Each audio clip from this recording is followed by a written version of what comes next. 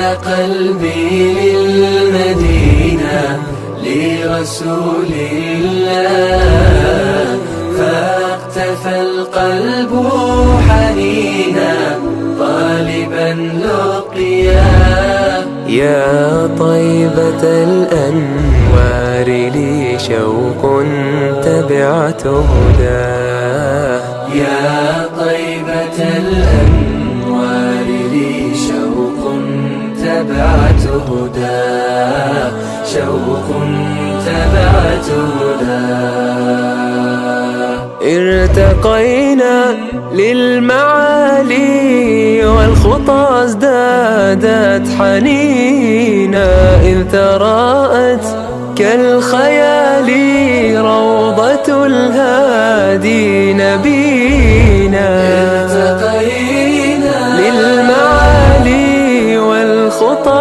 ازدادت حنينا إذ تراءت كالخيال روضة الهادي نبينا إننا يا رب جئنا بقلوب مستكينة نهجنا النبراس يهدي دربنا نحو المدينة مدينة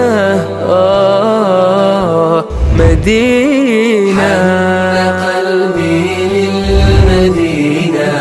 لرسول الله فاقتفى القلب حنينا طالبا.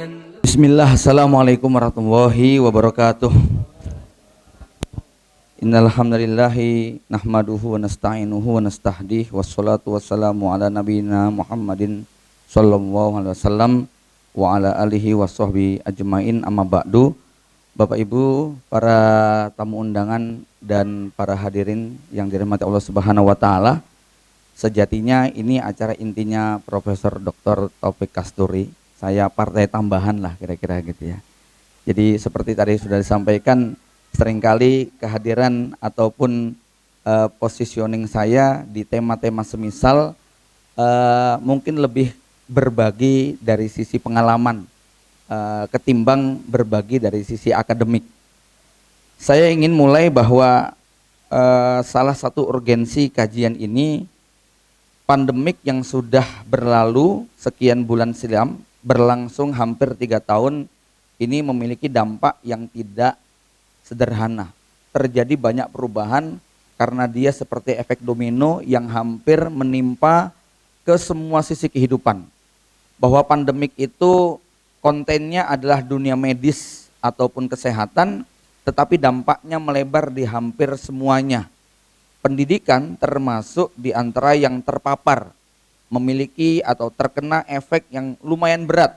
Sekian tahun daring ataupun kajian online menjadi pilihan favorit, dan tentu saja itu sangat berdampak dari sisi komunikasi orang tua dengan anak. Sekarang mungkin kita sudah sedikit melupakan, tetapi cerita 2 tahunan yang silam kita mendengar bagaimana ada seorang ibu yang tidak kuat ketika harus memikul 2 tugas sekaligus. Bapak dan ibu, dalam hal ini orang tua yang punya tugas mencari nafkah, di saat yang sama harus terbebani dengan tugas memberikan bimbingan pendidikan. Keterbatasan komunikasi inilah yang kemudian seringkali berujung kepada masalah besar. Sekian waktu yang lalu di era pandemik kita mendengar cerita di daerah Tangerang bagaimana ada seorang ibu yang anaknya umur 7,5 tahun baru masuk SD, langsung daring, mendapatkan tugas, PR, menulis dan sebagainya, yang kemudian orang tua dengan keterbatasannya tidak punya kesabaran cukup sampai akhirnya sang anak diperlakukan dengan kasar, dipukul, disabet dengan kayu, dengan sapu, dibenturkan ke dinding sampai kemudian berdarah-darah, dan akhirnya sang ibu panik ketika melihat anak itu hampir semaput. Bapaknya kemudian bangun, melihat peristiwa itu segera sigap dibawa ke rumah sakit, tetapi dalam perjalanannya sang anak nyawanya tidak tertolong. Akhirnya si bapak putar haluan untuk cari kuburan terdekat, cari alat sekenanya dan anaknya kemudian dikuburkan di sana. Dalam rentang 1 pekan atau 2 pekan masyarakat dibuat panik karena bingung ini kuburan siapa. Ditanya warga nggak ada yang ngaku kehilangan. Akhirnya pekan kedua kuburan itu dibongkar dan ditemukan sang anak si jenazah tersebut masih lengkap dengan seragam merah putihnya dengan kondisi bersimbah darah.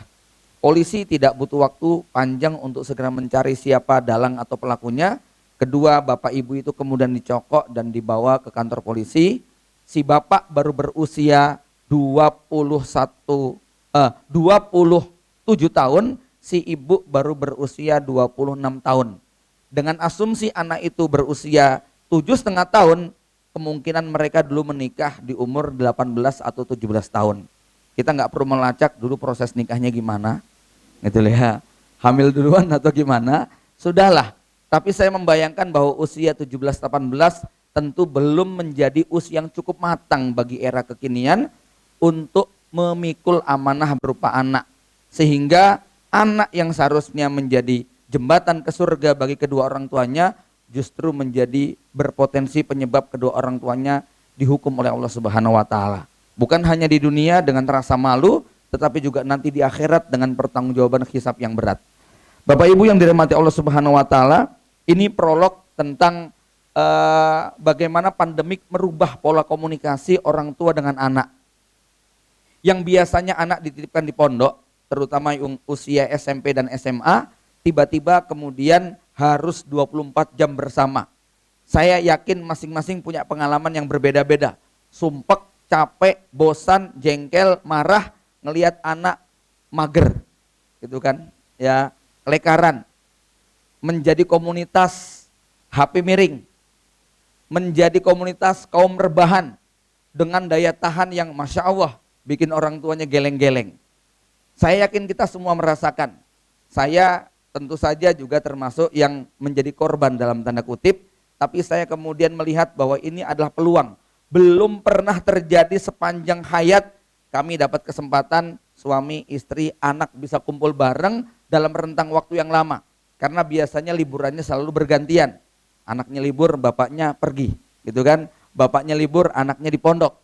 Tetapi pandemik itu merubah sudut pandang banyak orang. Ada yang positif, ada yang negatif. Nah, mudah-mudahan kita termasuk yang bisa mengambil pelajaran karena sejatinya pendidikan ini adalah tanggung jawab orang tua. Wakalah yang diberikan seorang bapak ibu biologis kepada pondok pesantren tentu bukan wakalah yang kemudian tanpa batas dan aturan. Ada syarat dan ketentuan. Ketika kemudian terjadi force majeure, bencana, musibah, pandemik, tentu ketika dipulangkan kepada orang tua bukan karena guru di sekolah tidak bertanggung jawab, tetapi mengembalikan tugas utama itu kepada pemilik yang sesungguhnya. Ini mindset yang harus kita tanamkan. Besok Allah tidak akan bertanya kepada anak kita, siapa wali kelasnya, siapa mudir pondoknya, siapa teman dekatnya, siapa tetangga sebelahnya, siapa yang mempengaruhi dia. Yang ditanya adalah siapa bapak dan ibunya. Bapak ibu yang dirahmati Allah Subhanahu wa taala, mindset kedua yang harus kita tanamkan pada setiap kita jadi orang tua, anak ini merupakan investasi termahal kita. Dan dalam Quran ada 2 istilah, yaitu abun dan walidun. Yang didoakan oleh anak-anak kita adalah Rabbighfirli wali walidayya. Doanya bukan Rabbighfirli wali abawayya. Apa beda walidun dengan abun?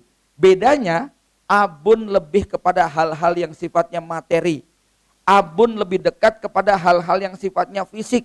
Sementara walidun lebih dekat kepada tarbiyah.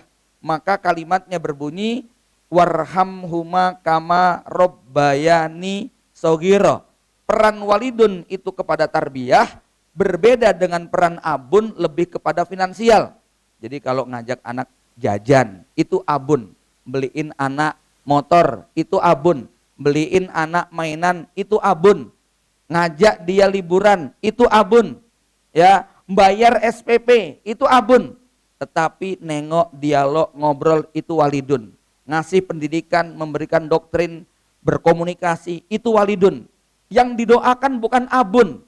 Jadi kalau kita ini sudah memenuhi kebutuhan materi saja, belum tentu disebut walidun, apalagi nggak peduli. Titipin anak di pondok, nggak pernah ditengok, SPP diabaikan, entah ini walidun bukan, abun bukan. Gitu. Khawatir aja gitu Ustaz. Ya. Jadi kalau kita itu peduli kepada hal-hal fisik saja, itu baru di level abun, ya. Bagaimana dengan yang tidak peduli kepada lahir dan batinnya, kepada pendidikan dan materinya? Maka kita khawatir tidak termasuk walidun dan juga tidak termasuk abun. Ya. Karenanya Bapak Ibu yang dirahmati Allah, seberat apapun ujian yang Allah berikan kepada kita berupa amanah anak-anak, kita harus memandang ini adalah ladang amal terbesar.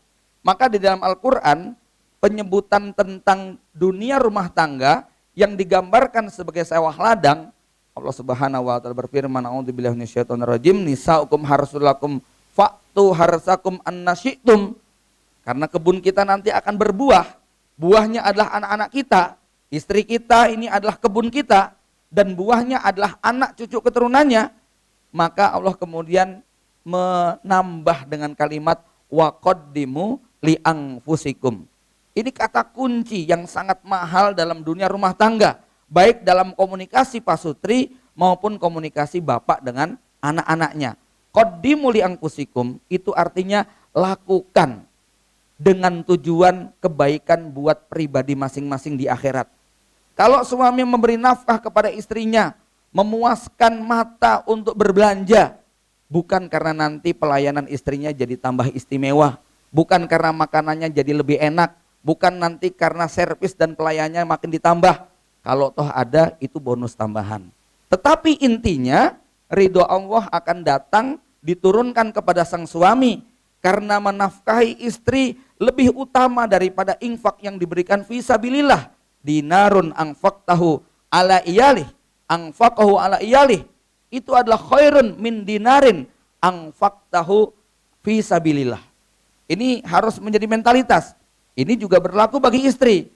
Kalau istri kemudian menyuguhkan hidangan lezat kepada suami, kalau istri kemudian memberikan pelayanan terbaik, bukan supaya uang gaji bulannya ditambah, bukan supaya nanti suami memberikan perhatian lebih. Kalau toh ada, itu bonus tambahan.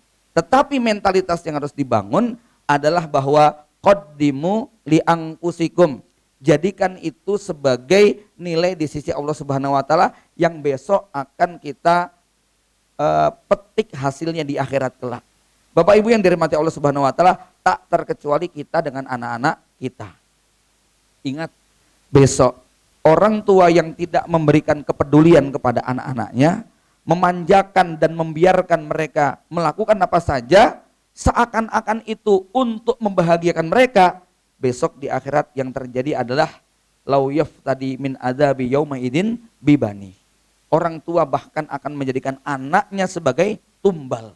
Orang tua akan menjadikan, seorang suami akan menjadikan istrinya sebagai tumbal. Untuk apa? Liyaftadi min adzabi yauma idin. Untuk menebus siksaan Allah nanti di akhirat, karena memang itu kesalahan dia ketika di dunia. Maka fokus di dalam komunikasi suami istri, orang tua kepada anak, ini adalah waqaddimu li anfusikum. Kemudian yang ketiga, poin yang ketiga, hakikat pendidikan adalah seni memperhatikan objek didik berupa anak-anak kita supaya mereka mampu memerankan tugas utama sebagai khalifatullah fil ardi dengan sejumlah titipan dari Allah yang satu sama lainnya berbeda agar bisa mengambil peran terbaik dengan kualitas produk yang terbaik yang bisa mereka hasilkan. Kenapa? Inna sa'yakum lasyatta, usaha kalian beda-beda. Kul ya'malu ala syakilatih. Katakan beramal berbuat menurut skill ataupun bentuk masing-masing. Jadi hakikat pendidikan adalah seni memperhatikan. Memperhatikan ini butuh waktu panjang, tidak bisa instan. Anak kita seperti wadah, ada yang seperti sloki buat minum kopi espresso, 50 cc 17.000 harganya. Bisa dicicipi di atas. Ada yang gelasnya seperti gelas 150 cc, ya, latte 18.000 juga, gitu kan ya. Ada yang seperti es teh jumbo 400 cc, ada yang seperti gelas bir setengah liter, ada yang seperti gayung, ada yang seperti baskom, bahkan anak kita ada yang kualitasnya seperti gentong kapasitasnya. Kalau anak kita itu kapasitasnya seperti gentong, diisi berapa gayung pun tidak tumpah. Tapi anak kita ada yang kapasitasnya kayak seloki, baru dituang sebentar, sedikit, sudah muncrat, tumpah semuanya. Tentu sebagai orang tua kita perlu mengerti kapasitas seperti tadi sudah dikisahkan, ada yang memang cukup dikasih isyarat dengan kedipan mata, sudah timbul kesadarannya, ada yang memang harus pada level dioprak-oprak baru kemudian sedikit muncul kesadarannya. Nah di sini seni memperhatikan, ini pekerjaan panjang. Saya habis ngisi kayak gini ditanya, Ustadz gimana cara mengetahui anak kita tuh gentong apa gelas? Saya bilang, ya Pak, Bu, wong kita yang nemeni anak belasan tahun saja nggak bisa langsung ngerti. Kenapa? Manusia ini dinamis, mikroorganisme yang tumbuh berkembang, bukan benda mati yang statis. Hari ini begini, besok begitu. Tidak ada yang suasana psikologi dan kejiwaannya stabil, nurut terus, adem terus. Nggak ada. Ini juga rumus penting untuk dipahami oleh suami. Nggak ada istri yang kemudian stabil emosinya. Ya, istri ini kan kayak ibu kota dengan cuaca ekstrim yang gampang berubah gitu loh. Ya. Senyum, tahu-tahu marah, ngambek, tahu-tahu ketawa ketiwi, itu kan ya. Dan laki-laki adalah penduduk kota yang harus siap dengan segala perubahan cuaca, gitu kan ya.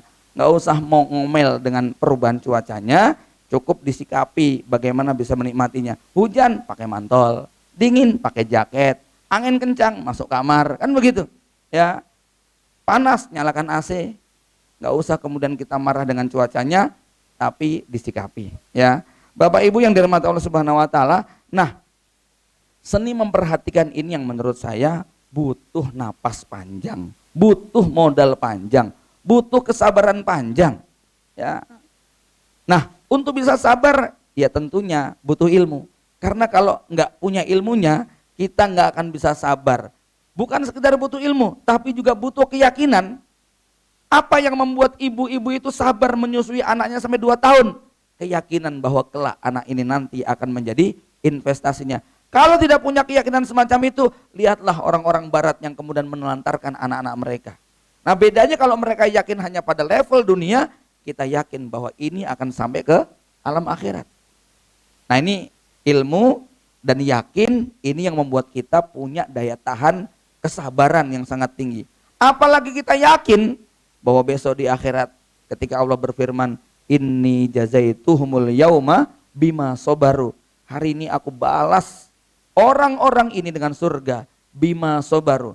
Lam yakul bima sollu bima bal bima sobaru. Lam yakul bima sollu bima somu wa bima angfaku bal bima sobaru. Kenapa? Infak, sholat, puasa, ini adalah ibadah yang sering diiringi dengan perasaan nikmat. Sementara sabar itu adalah ibadah yang seringkali diliputi dengan perasaan luka dan derita. Makanya besok di akhirat, malaikat ketika memberikan ucapan selamat, wal malaikatu yadkhuluna alaihim min kulli bab, ketika mereka yadkhuluna wa man sholaha min abaihim wa azwajihim wa zurriyatihim. Besok di akhirat itu puncak kebahagiaannya itu kalau kita bisa masuk surga bareng-bareng sama bapak kakek kita, sama istri-istri kita, sama anak cucu kita. Wal malaikatu yadkhuluna alaihim min kulli bab. Lalu malaikat juga ikut masuk, menyambut di setiap pintu surga. Lalu mengatakan, salamun alaikum bima sobartum fani'ma uqbaddar. Rumah tangga, pendidikan, ini ibadah paling panjang. Tidak ada masa expirednya. Beda dengan ibadah-ibadah lainnya. Sholat itu 5 menit, 10 menit rampung. Umroh itu 7 jam, 5 jam selesai. Haji memang kuotanya 40 hari. Prakteknya cukup 7 hari. Tetapi yang namanya ibadah nikah, lihat buku nikah antum semuanya, ada masa berakhirnya nggak? Gitu ya. Nggak ada yang waktu berumah tangga kok kemudian ya saya tak coba-coba deh, nek 2 tahun cocok lanjut gitu ya. Nek ada itu syiah namanya ya. Nah, kita ini menyadari betul ini ibadah paling panjang, sehingga mendidik anak ini lebih kepada sebuah keyakinan bahwa ini satu-satunya cara agar Allah tetap disembah di muka bumi. tidak pernah ada kerugian sama sekali dari semua investasi yang telah kita berikan.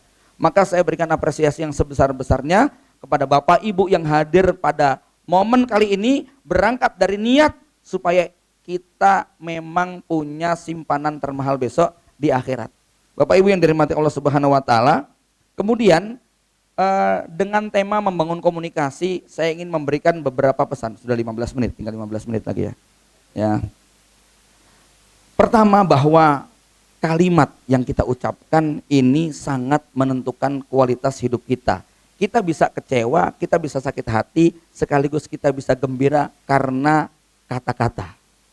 Ya, lihat berapa banyak ikhwan yang kemudian bisa terbang gara-gara ada kata-kata I love you dari lawan jenisnya. Itu bisa Masya Allah kebahagiaannya. Sebagaimana seketika itu bisa berubah menjadi derita ketika ada kalimat lo and gue and begitu ya. Ya, itu bisa rampung, runtuh itu langit terasa. Kata-kata bisa merubah menjadi kalimat yang membahagiakan, ya membuat hati kita jadi bunga, sebagaimana kata-kata juga bisa merubah hati kita menjadi sangat menderita. Kemudian ya, di antara kemampuan terhebat, ya sebuah keterampilan terhebat yang Allah anugerahkan kepada kita adalah keterampilan membuat disetujui oleh orang. Membuat orang setuju dengan apa yang kita inginkan, itu nanti hasilnya luar biasa. Anak muda bisa membuat calon mertua setuju, dilepas itu anaknya, gitu kan ya. Seorang sales bisa membuat kliennya, calon customernya setuju, diborong itu barangnya. Kemampuan kata-kata itu luar biasa ya. Seorang suami mampu meyakinkan istrinya, ya Ustaz ya, diizinkan sama istrinya gitu loh. Masya Allah ya, ilmu itu yang nomor 3 paling berat begitu loh ya, paling berat sekali gitu kan. Kalau yang lainnya sudah saya praktekkan begitu kan ya, membuat disetujui customer, ayo beli dong begitu kan ya. Yuk mau umroh sama saya enggak, mau motor sama saya, alhamdulillah cepet close itu begitu kan ya. Membuat orang lain setuju dengan kata-kata kita, itu keterampilan terhebat ya, manut dia sama kita. Maka ini ketika diaplikasikan dari bapak kepada anak juga luar biasa dampaknya. Nah, maka perlu belajar tentang kemampuan untuk disetujui orang lain. Nah, ini ilmu ini Pak Prof ini sudah pengalaman panjang, tadi baru dikasih ujung kukunya gitu ya. Nampaknya harus diulang berapa kali seminarnya Ustaz ya. Seri 2, 3 dan seterusnya. Nah, poin yang ketiga terkait dengan masalah komunikasi, yang membuat orang menolak nasihat kita, yang membuat orang itu tidak cocok dengan omongan kita, bukan karena buruknya nasihat kita, bukan karena jeleknya konten yang kita berikan, tapi seringkali kita memberikan apa yang tidak mereka butuhkan. Ya, coba kalau ada preman di pasar main judi, kita datangi pakai ayat innamal khomru wal maisir wal ansobu sambil bawa pentungan, bubar nggak kira-kira? Belum tentu. Yang terjadi perkelahian. Tapi kalau bos premannya saya deketi, kemudian saya tanya, Mas udah berapa tahun jadi preman? 5 tahun Pak. Berapa gaji jadi preman? 5 juta Pak. Mau nggak ikut saya 10 juta? Berhenti nggak jadi preman kira-kira? Berhenti. Itu yang dibutuhkan. Ya, wah Tat kalau kayak gitu tekor dong Tat kita. Oh enggak. Nasihat dokter itu hampir nggak ada yang nyenengin. Omongan dokter itu rata-rata menyakitkan. Ya, masuk kamar, suruh buka mulut, suruh buka baju, terakhir buka dompet juga. Ya, pesan-pesannya nggak enak semua. Obat pahit makan sehari 3 kali, nggak boleh makan ini. Yang enak-enak nggak boleh. Ya, yang pahit-pahit dianjurkan. Dan ternyata kita manut sama dokter. Kenapa? Perintah yang menyakitkan itu kok kita taati dengan senang hati. Karena kita percaya bahwa dokter itu berpihak kepada masa depan kesehatan kita. Ya, jadi ketika kepercayaan itu datang, ternyata sepahit apapun itu akan membuat mereka mendengar. Nah, ada memang nanti beberapa ya cara komunikasi kita dengan anak yang membuat sepahit apapun perintah kita itu bisa mereka nikmati. Kemudian ya, yang tidak kalah pentingnya, tidak ada satupun sikap kita, baik itu perbuatan maupun kata-kata yang tidak membekas di lawan bicara kita. Ya, hati kita ini mampu menampung semuanya, dan hati kita akan memberi kesan dari setiap ucapan seseorang. Cuman nanti kesan itu macam-macam, Pak. Ada kesan yang indah, ada kesan buruk, ada kesan yang tidak berkesan, ya. Maka bagaimana kemudian menciptakan kesan yang indah pada anak-anak kita atau pada siapa yang bisa kita ajak bicara? Sekali lagi, bukan karena kontennya, karena seringkali kita hadir dengan sesuatu yang tidak dibutuhkan. Mohon maaf, khususnya buat ibu-ibu, saya harus ingatkan berulang-ulang, bakat nyinyir seorang ibu itu alami, ya, nggak harus dilatih, itu sering muncul. Anaknya nyapu nggak kelihatan, anaknya ngepel nggak kelihatan, anaknya buang sampah nggak kelihatan, anaknya nyemur baju nggak kelihatan. Begitu duduk rebahan pegang HP, HP lagi. Itu bakat nyinyir alami, ya. Termasuk juga kepada suaminya, begitu ya. Itu bakat yang lumrah terjadi pada kaum perempuan. Karena memang perempuan itu diciptakan dengan kondisi lisan di depan dengan otak di belakang katanya, ya. Seringkali berbicara duluan, mikirnya belakangan. Maka buat laki-laki jangan gampang baperan kalau diomongin begituan. Ya memang kodratnya begitu. Naqisatul akli, akalnya ada di belakang, ya. Maka jangan gampang percaya sama omongan perempuan, gitu loh maksudnya, ya. Serius, gitu loh. Jenengan sakit hati kalau diomongin perempuan kayak gitu. Ada kawan saya, suaminya pulang kerja capek, istri ngomong gini, aku wis bosen karo kowe, gitu ya. Langsung suaminya itu direspon apa adanya, itu tidak ditakwil, tidak ditafsir, tidak tafsil, langsung ya wes saiki wae nek koyo ngono. Ya bubar kayak gitu caranya, Pak. Ya. Ada klien saya itu yang dia sudah jengkel sama suaminya, benci dengan muamalahnya, puncaknya dia sudah nggak tahan. Akhirnya dia minta cerai. Kemudian dia siap-siap hari itu, dia keluarkan semua pakaian dari lemarinya, dia masukkan ke dalam koper, dilihat sama suaminya. Sebenarnya dia masih pengen balik. Waktu menunjukkan atraksi memasukkan baju ke dalam koper, pengennya dipeluk. Mi, mau jangan pergi dong, nanti aku sama siapa? Malah suaminya ngebantuin dia masukin ke koper gitu loh. Ya udah dia langsung kabur begitu kan. Ya, ini suami nggak peka namanya gitu ya. Jadi kalau suatu saat malah nyangoni ya, tambah jengkel istrinya nih buat transport gitu kan ya. Ya salam ya. Oke, ini sama perempuan. Itu juga nanti berlaku buat anak kita yang perempuan ya. Bapak Ibu yang dirahmati Allah Subhanahu wa taala. Nah, yang menarik dalam Al-Qur'an, dialog bapak dengan anak itu banyak sekali. Banyak sekali dialog antara Nabi Adam dengan anak-anaknya. Ya bani Adam la yaftinannakumus syaiton kama ahraja abawaykum minal jannah yanzi'u anhuma libasahuma liyuryahuma min sawatihima. Dialog antara Nuh alaihissalam dengan anaknya Kan'an. Anaknya sudah sa'awi ila jabali ya'simuni minal ma'. Jelas-jelas di luar bahtera. 900 tahun diajak bicara nggak paham-paham juga. Tetapi pada detik-detik perpisahan Nabi Nuh tetap menunjukkan cinta dan kasih sayang dengan kalimat ya bunayyar kam ma'ana wala takum ma'al kafirin. Nabi Nuh tidak mengatakan wala takum minal kafirin, tapi wala takum ma'al kafirin. Anaknya jelas orang kafir, divonis masuk neraka, tetapi kalimat Nabi Nuh sebagai bapak biologisnya mengatakan wala takum ma'al kafirin, kamu jangan gabung sama mereka. Insya Allah anak kita nggak ada yang di luar perahu, nggak ada yang murtad maksudnya. Mereka di dalam perahu bersama kita, raketang menjadi penumpang yang jengkelin. Tapi kita tetap jadi nakoda, harus sabar dengan penumpang yang model kayak begitu.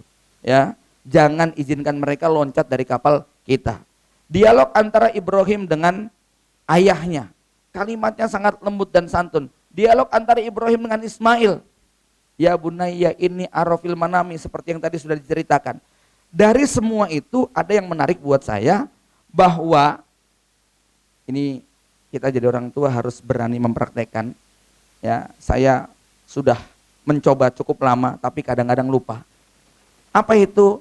Jangan memanggil anak dengan kalimat dengan penyebutan nama.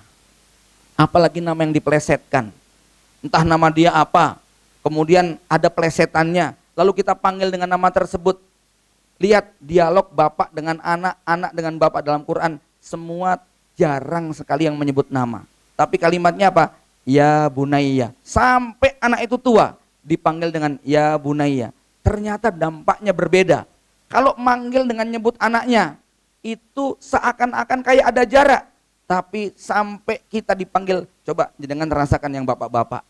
Ya, dipanggil sama orang tua kalian yang sudah mbah-mbah. Nak, sini nak. Padahal saya sudah punya cucu, masih dipanggil nak. Itu rasanya Masya Allah. Beda kalau dipanggil dengan sebut nama. Apalagi namanya dengan nama plesetan yang sudah populer tapi kita nggak suka. Ya, ini mohon ibu-ibu juga bisa menahan diri untuk tidak memanggil nama anaknya dengan nama langsung, apalagi dengan nama plesetan. Itu akan tetap membekas. Sebagaimana kalau anak tersebut dipanggil dengan kalimat do. Nah, itu kalimat yang sangat membekas sebagai seorang anak sampai dia dewasa. Maka Ibrahim memanggil Ismail falamma balagha ma'usaya, sampai Nabi Ismail itu sudah dewasa tetap dipanggil nak. Gitu ya. Ini dalam Quran dialognya semacam itu, ya. Nah, Bapak Ibu yang dirahmati Allah Subhanahu wa taala, terkait dengan anak muda, maka ada beberapa hal yang perlu kita perhatikan. Kalau nasihat Ali bin Abi Thalib menggambarkan 3 fase. Fase ketiga itu fase sahabat, fase raja, fase tentara atau budak, yang ketiga fase sahabat. Sekarang coba kita renungkan seberapa kita jadi bapak bisa menjadi teman dan sahabat buat anak. Ya, jarang itu ada sahabat kok kemudian nyinyir, itu jarang. Ada sahabat kok tausiah terus, itu mesti jarang. Ya, sing tausiah itu ustadz, gitu kan. Ya. Lah kita ini bukan ustadznya anak kita. Kita ini adalah sahabat. Sahabat itu duduknya di samping, bukan di depan. Depan itu menggurui namanya. Nah, di samping itu merangkul dia. Ya, bahasa-bahasa yang dipilih ini bukan gampang. Buat ibu-ibu terutama, karena memang kemampuan untuk, ya tadi ya, kalimat yang barangkali buat anak itu kurang menyenangkan, ini perlu melatih. Ini pentingnya ibu-ibu menuntut ilmu syar'i, karena perasaannya lebih dominan daripada akal pikirannya. Sehingga dalam hal ini yang namanya dialog, judul kita kan komunikasi, dialog mesti 2 arah. Kalau nyerocos itu namanya tausiah, ya. Sekarang coba kita muhasabah. Tiap hari itu adanya dialog atau tausiah, gitu kan, ya. Kebanyakan di antara kita itu apa? Tausiah. Jarang yang namanya teman tausiah sama temannya itu jarang, mesti malu, gitu kan. Coba aja, antum dengan teman antum itu, berani nggak tausiah? Ya, kalau bukan di forum formal, mesti nggak berani, gitu kan? Kenapa? Teman, cara menegurnya juga beda, menghargai perasaan. Saya membayangkan dialog antara ayahanda Yakub alaihissalam dengan 10 orang putranya. Bagaimana Nabi Yakub tidak berani membongkar aib mereka? Kenapa? Anak-anaknya sudah dewasa semuanya, ditunggu sampai datang kesadaran mereka. Bahkan sampai rentang waktu 25 tahun lamanya. Nah, ini satu teladan dalam Quran yang kemudian Allah hadiahkan kepada Nabi Yakub. 12 orang anaknya tadi mengatakan, na'budu ilahaka wa ilaha abaika Ibrahima wa Ismaila wa Ishaqa ilaha wahida. Pada saat Nabi Yakub akan menutup mata. Mudah-mudahan ini yang Allah hadiahkan untuk anak-anak kita, ya. Kemudian ya, mulailah dari kalimat bertanya. Anak-anak kita ini tentu males kalau kemudian cerita di usia kayak begitu, sukanya diam. Mulailah dengan kalimat pertanyaan yang sifatnya bukan nyinyiran, tapi kalimat seakan-akan kita sangat membutuhkan informasi dari dia. Tambah lagi dengan selalu mengulang kalimat terakhir yang dia ucapkan. Sebut dia cerita apa. Apa nak? Kamu sudah disenangi Ahwat? Iya Bi. Ya, ada yang senang sama kamu? Banyak Bi. Banyak, gitu ya. Berapa? 5 apa 15 gitu ya. Itu kalimat terakhir anak itu kalau dipancing dia akan terus keluar, ya.